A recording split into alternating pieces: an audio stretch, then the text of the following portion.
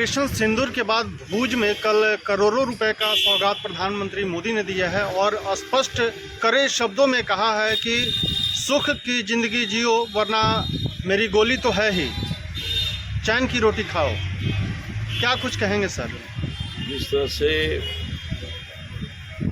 पाकिस्तान पोषित आतंकवादियों ने भारतीय खून को बहाया है, उसका बदला लिया है ऑपरेशन सिंदूर।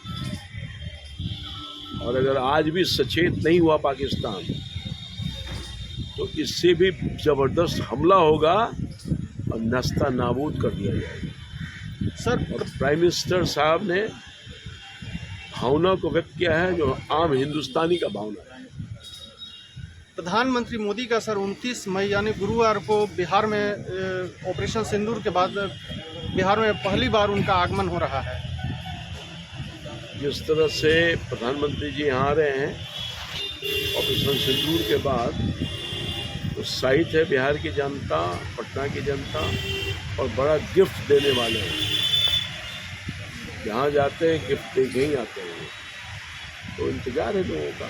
सर जिस तरह से करेंगे लोग, जिस तरह से सर गुजरात में विकास हुआ है, सॉफ्टवेयर कंपनी है, प्राइवेट इंजीनियरिंग कॉलेज है, मेडिकल कॉलेज है, कई ऐसी सारी फैक्ट्रियां हैं कि अब बिहार की जनता भी प्रधानमंत्री से उम्मीद कर रही हैं इस तरह की प्रधानमंत्री से भी उम्मीद कर रही हैं और यहाँ की राज्य सरकार से भी उम्मीद कर रही हैं। बिहार बहुत नेग्लेक्टेड रहा है।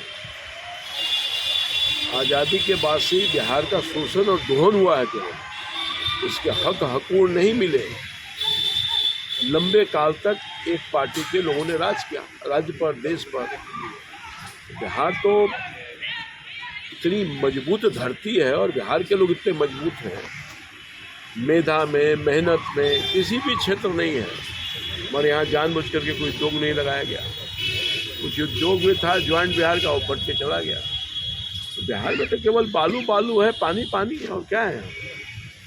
और बिहार के प्रति अगर आज़ादी के बाद ध्यान देने का काम किया होता, राज सत्ता में बैठे हुए लोग जिनकी नैतिक जिम्मेवारी थी, तो आज शायद बिहार की दुर्दशा नहीं हुई होती।